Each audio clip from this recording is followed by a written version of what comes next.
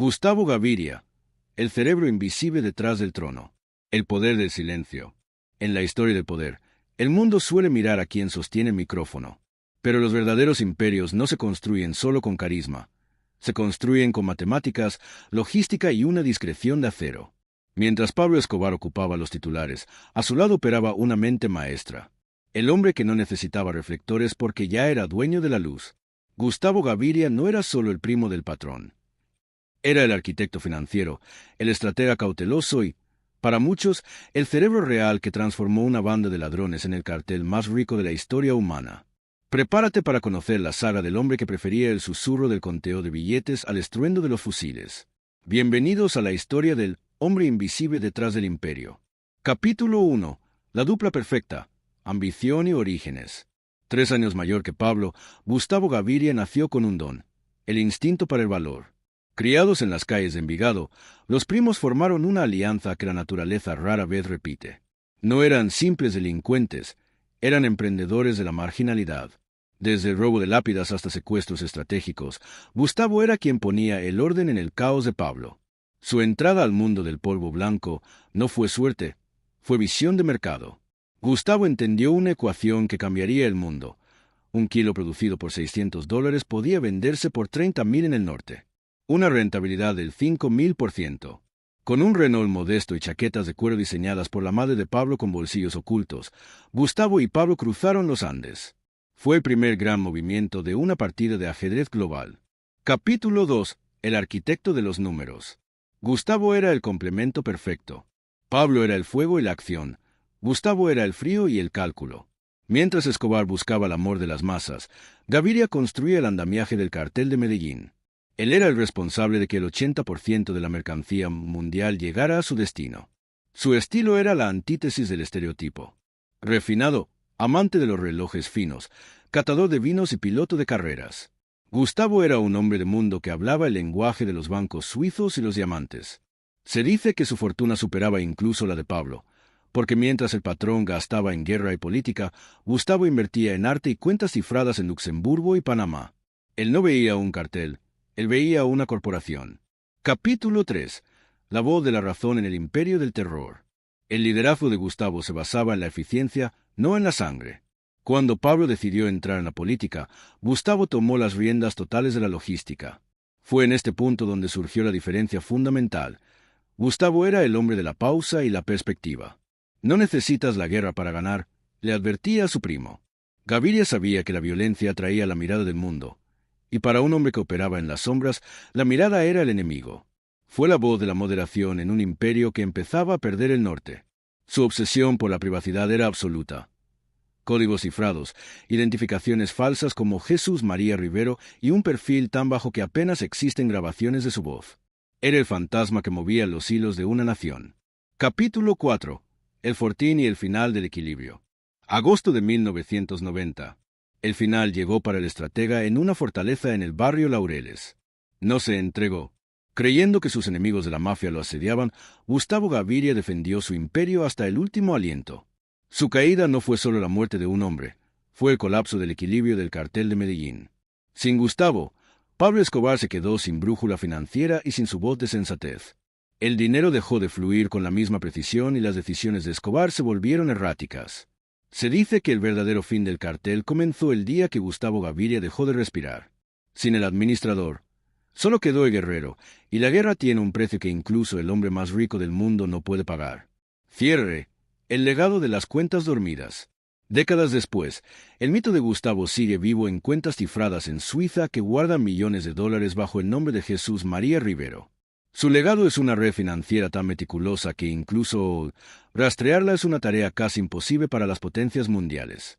Gustavo Gaviria nos enseñó que el liderazgo no siempre necesita una cámara enfrente. A veces, el hombre más poderoso es aquel que nadie conoce, aquel que cuida el dinero para que la organización sobreviva. Fue motor oculto de una maquinaria que cambió la historia de Colombia y del mundo. ¿Fue Gustavo el verdadero cerebro de todo? La historia sugiere que sin su inteligencia financiera, el mito de Pablo Escobar nunca habría despegado. Su vida es un recordatorio de que, en el tablero del poder, la pieza más peligrosa no siempre es la que más se mueve, sino la que mejor se esconde. Bloque extra A. El piloto del asfalto, pasión y adrenalina.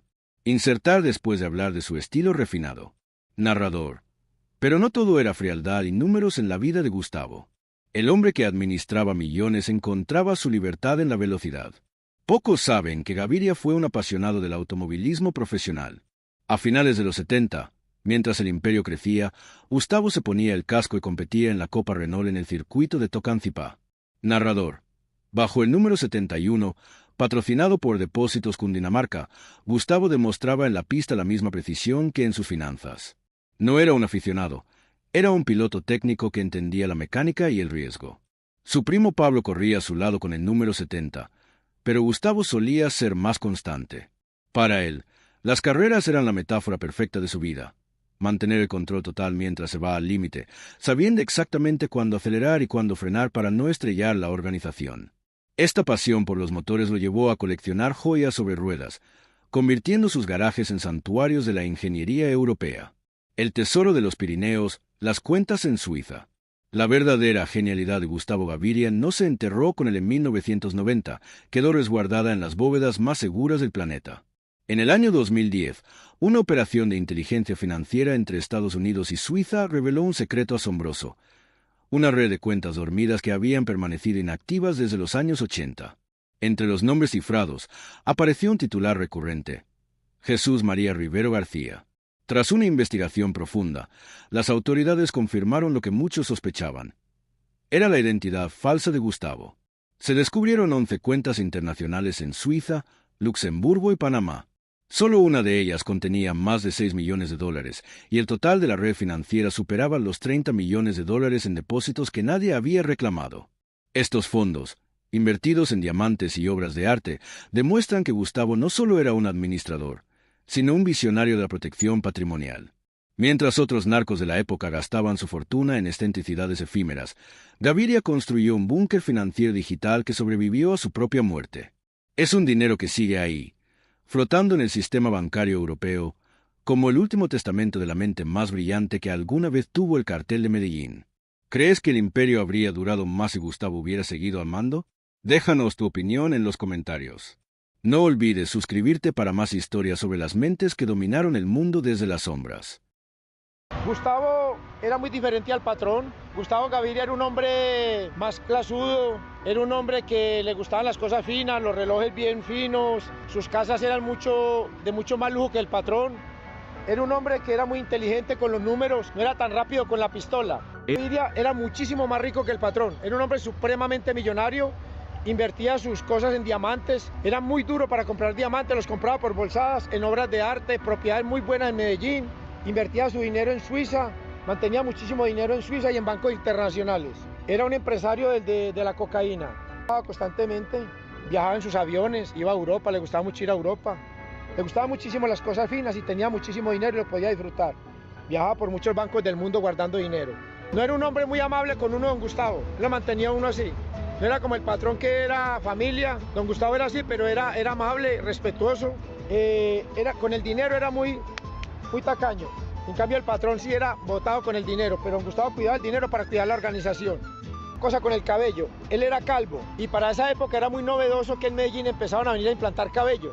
Y le implantaban cabello, se peinaba despaciecito y cuidaba sus cabellitos, pero esa calvicie lo acomplejaba. Él miraba el cartel de Medellín como una empresa. El patrón miraba el cartel de Medellín como un grupo de bandidos y no escatimaban el dinero para nada. Gustavo sí cuidaba muchísimo el dinero. Pero realmente el que sostuvo el cartel de Medellín fue Gustavo Gaviria Rivero, porque en una guerra, si no hay dinero, no hay nada. Por muchos guerreros que haya, se necesita muchísimo dinero. Gustavito andaba para la época en sus automóviles deportivos, Mercedes, BMW. Era muy amable con nosotros, serio, un muchacho serio. Cuando muere su padre en 1990, él empieza a administrar las propiedades de su padre, pero no sabía administrar la cocaína como lo hacía su padre. Además, existe una intriga. Pelearse, ni discutir, muy tranquilos.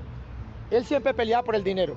Pablo, mira esto, Pablo, mira aquello, Pablo, mira que estamos gastando mucha plata en esto, mira esto.